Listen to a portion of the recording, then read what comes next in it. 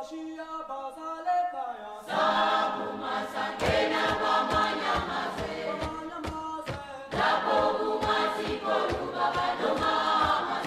everyone and welcome to Voices of Memory. This is the Apartheid Museum's podcast series where we highlight events that have shaped our history and our present and how they continue to shape the way we tell the story of our country here at the Apartheid Museum and the work that we do at the museum. My name is Mdu Nduli and I'm with my colleague Mdu Shabalala. Welcome everyone and thanks for joining us to this great episode. We've got Mama Antoinette, the indomitable, benevolent survivor of the June 16 barrage of police shooting at the students, and obviously many lost their lives. So we would like to take you through that day and what actually panned out. Yes.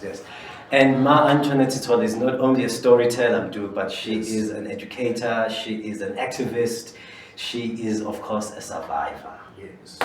Ma Antoinette, Siyabonga, thank you for gracing us with your beautiful presence today. Thank you very much.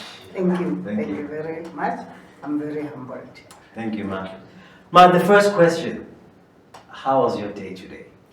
Well, today my day was a blessed one. Okay. Yeah. And I felt good to go to church. Yes. I feel good to come here Yeah. and to share my story, even though it's part of my life. I cannot run away from it. Yeah. And just for our viewers, Ma, we are saying Ma Antoinette Sithole. Why Sithole? Where does the Sithole come from? Just a little bit for our viewers to know. Okay, I'm Antoinette Sithole. Sithole is my married surname. I was born Musi. Musi is my mother's surname. It's the one that we call maiden surname. Yes. And Ma, we actually approaching the June 16, which obviously a lot has happened during that day. So how does it sit with you? What impact has it have on you? It might be positive, it might be negative. Please outline how you normally feel when the day slowly approaches. June, for me, is a very, very hectic month. Okay. I will be called here and there, go there, here.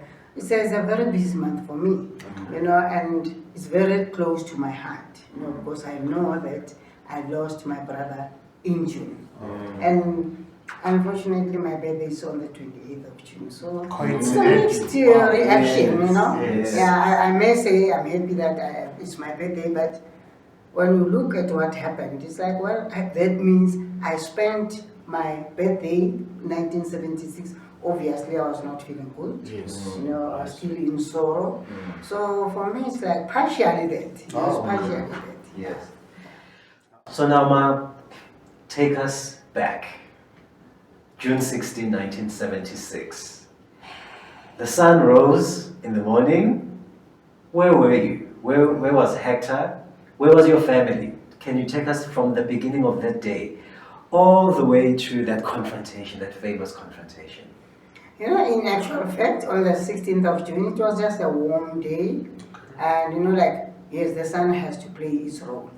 It was cold, but the sun has to play its role. So Yes. it was just a lovely morning, but I actually had a stress, by the way, today things are happening because we never told our parents.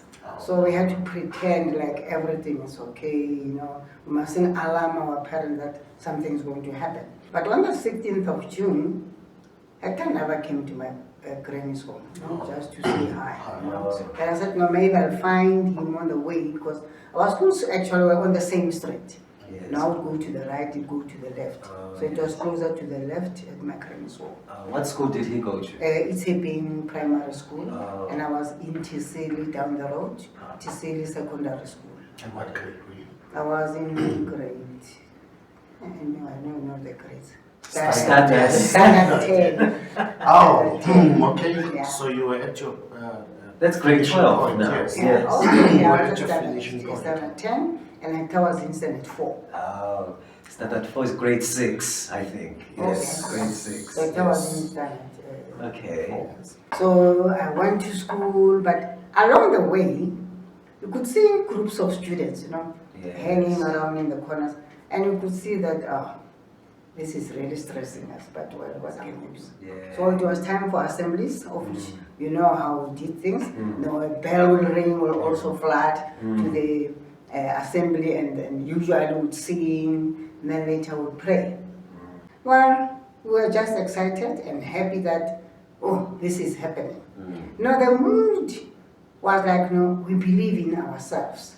And it's also a day off from classroom. No elderly person is telling us what to do and what not to do. So we felt like, we are the bosses for the day, Yes. So as we went through the street of Soweto, and I remember when we got to Mfulo, Tsitsi Mashinini told us that we must make sure we stay away from the main roads. It's best if we go along the houses until we reach Vilakazi Street. But for the benefit of our viewers who may not know that name, Tsitsi Mashinini. Okay. Who was he? Okay, Tsitsi Mashinini was one of the leaders from Morris Isaacson High School. So that means 4 high schools were nominated to help mobilize different schools from different parts of Soweto. So I was next to Morris Isaacson High School. The distance would be like 3 minutes. So no wonder we were the first one to be fetched. Yes. So, well, TSC told us that we must stay away from the main roads, but can you imagine, already we were like plus minus, 800. So at the back, those they did not hear, and only us in the front, we heard that. So along the way, as we tried going through the houses, the other part went through the main road. Anyway, it was okay, it was just a small number. So yes, we went through the houses of Soweto, and when we reached Dube, next to Matlana's house, Dr. Matlana's house, remember Tsitsi climbed on the wall and told us, you know what, police are around, we must make sure we don't provoke the police. Well, we heard that, we continued, going to Vilakazi Street. Yes, our aim was to come together at the Orlando West High School. Okay? Unfortunately, when we got there, already police were there. But remember, we were told not to provoke the police. So we kept on singing and chanting, and other schools were actually coming by, all from different directions. So while waiting, all of a sudden, there was a shot. I don't know what happened, why there was a shot. Obviously, because we are not where we are staying, we had to run amok in confusion, running for cover, dashing into other people's homes. And it was so scary and confusing. So as we came out from a hideout, that's when I spotted Hector. He was just opposite me. I couldn't believe it. I couldn't believe it that it was him. Wow. So I decided that, you know what, let me call him. But I would rather use his cultural name because maybe there are many Hectors around here. So I called him by Zolile. Zolile. Yeah, Zolile. And then he quickly looked around. Then I could see that, oh, it's him. Now, while looking around, as he looked from where I was, I just waved and he came closer, smiling. So while talking to him, there was another shot. So we had to go back into hiding. Unfortunately, we went 2 separate ways, even though I never realized that. So when I came out from my hideout for the 3rd time, Hector was nowhere to be seen. And then in my mind, I just thought, maybe because he's still young, he's still scared, he's still hiding, let me just wait where we were. Maybe he might come around to look for me. I couldn't do anything. But while on that, not very far from where I was, like students were busy gathering the scene. So I sort of had 2 minds, whether I should go and investigate or stay. But I chose to stay, because my mind was like, okay, maybe still hiding. Okay. Let me not move. But I was very anxious to know what was happening there. Yes. And then when a gentleman passed me, you could see he was not wearing a school uniform. That made me curious. I thought he's an adult, going to see what's happening there. And then when he got there, you could see that he was making way, pushing these other students. And as he lifted, yes, I could see it's a body frame. As he lifted for the second time, the first thing that I spotted, it was my brother's shoes. Even though I tried running to the scene, already they were on their way, running towards me. Yes. I joined them. And as we continue running, I was asking this man, who are you? This is my brother, been looking for him. Yeah. Where are you taking him? He never said anything. A car just stopped in front of us, Yes. and one lady jumped out of the car, introduces herself as a journalist and said she can help us. As that man was about to put my brother in the car, he said, oh, he's dead. Hearing that, I was sort of like torn into two. I could see myself on the other end crying desperation.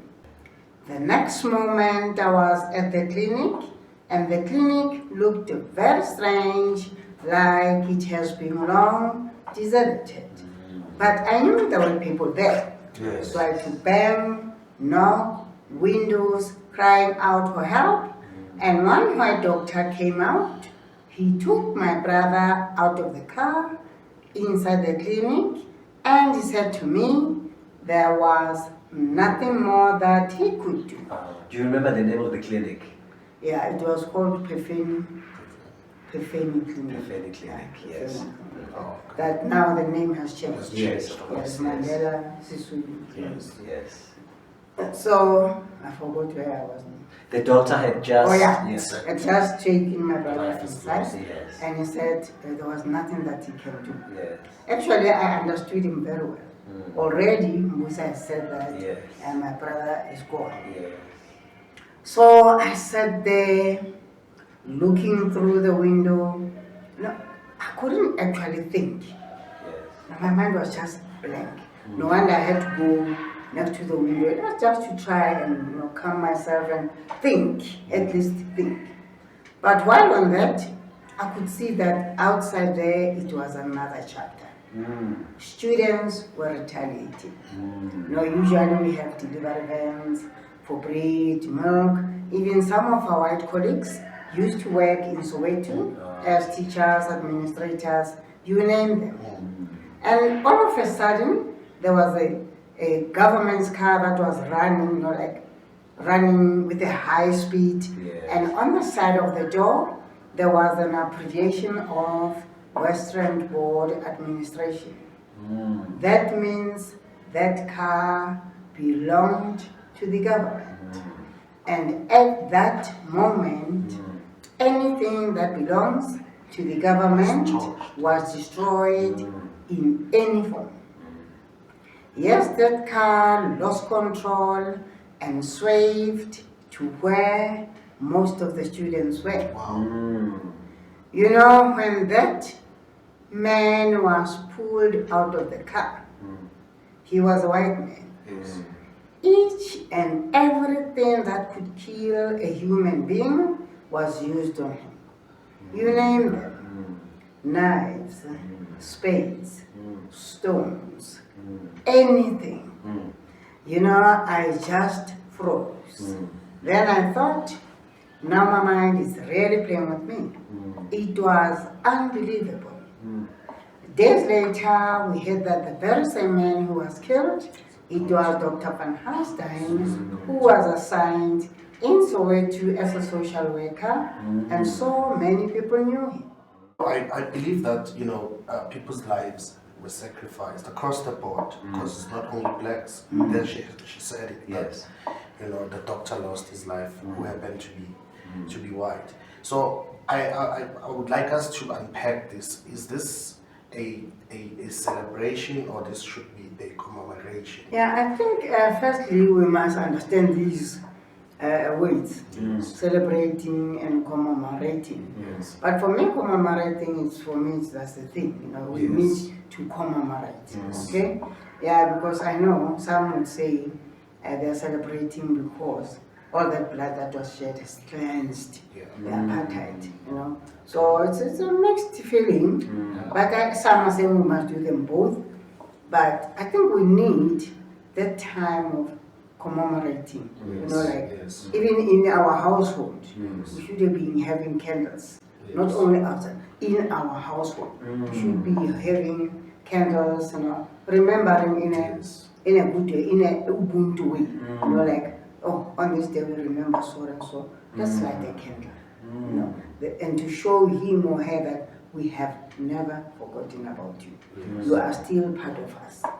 So even though you are no longer here, you are gone, but we still remember you in many ways. That's how we keep our memories. If we do that, that means it will differ from celebration. Ma, let's go back. So now the confrontation has happened. Sadly, your brother has lost his life.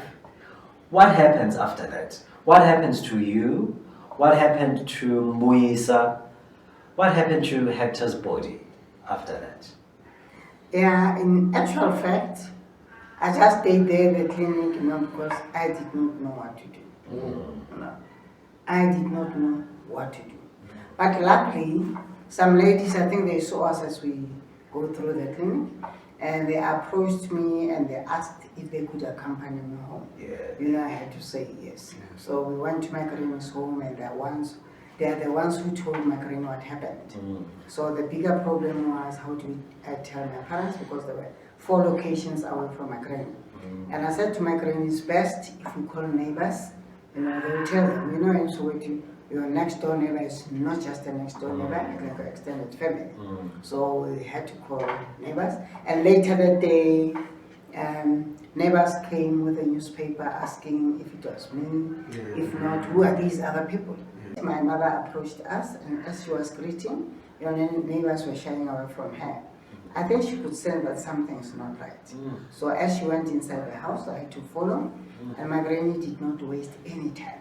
She bluntly told my mother that your son was killed. And I think you have heard the news that students were protesting, so some of them have been wounded, arrested, and some of them have been killed. One of those who was killed is your son. My mother did not show any emotions or reacted in any way. Well, we just thought maybe she's still shocked. Let's give her space, she will come around. Until we buried my brother on the 3rd of July, because police were saying they were still investigating, so they could not release the body. And then about Mbuyisa, yes. I think 2 years later, in 78, I had to go in Orlando West looking for him. Even though I struggled, but when I found out that he has left the country, that really shattered me. Because I actually wanted to thank Mbuyisa and also to invite him to my home so the family can see him, but well, that was one of my dreams, but it was shattered. I only heard that he left the country because of police harassment. And obviously, most of us, our lives were in fear. Police were harassing everyone. Even with me, they would say, go down the police station, write a statement. 2 days later, they come back. You must fix this phrase, this paragraph, And I would always be cheeky. Yeah, I was there. Well, why should I change it? And while comforters came to my granny's home, some of them gave me tips that you make sure you don't get caught. How do I prevent that? From happening, which is what I was about to ask you. How did you survive? Because like you said, that you had been vehemently harassed by the police, just like many other people that were prominent. Because I believe that picture made you, prominent to a totalitarian government of We used to apartheid. call it target. Target. So, but here you are, you survived until today. So, going back to Umbuyiso, is there any trace to someone know what actually happened to him? Mbuyisa's story is so complex, very complex. There is nothing solid that we can hold on to so that we can share his part of the story.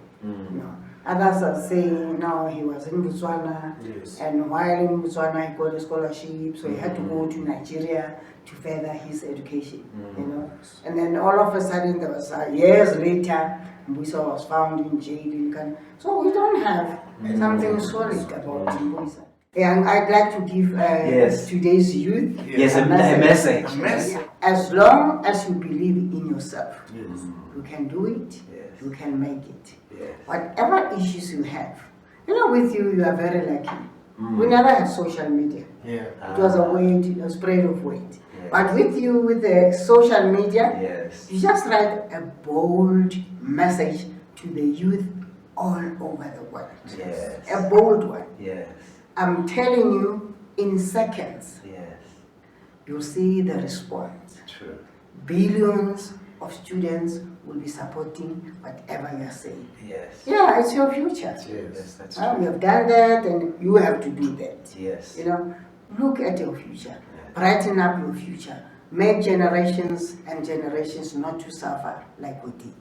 We rely on you. You are our future leaders. Sharp. Thank you, Bob. Thank you, man. Thank you very much. Thank you. We thank you for having you and for the message, and as well as for a very enlightening, talk, which it has broadened my horizon. So thanks. Thank you so much, Mark. This was fantastic. This was really enlightening. Thank you so much, Ndu, for this conversation. Thank you. Yes, and thank you all for tuning in. Please make sure that you follow us on our website, which is www.apartheidmuseum.org, or you can follow us on Facebook. It's Apartheid Museum on Facebook, and then on Instagram it is @Apartheid Museum. Until next time, keep well and take care. Thank you. See you next time. Cheers, guys.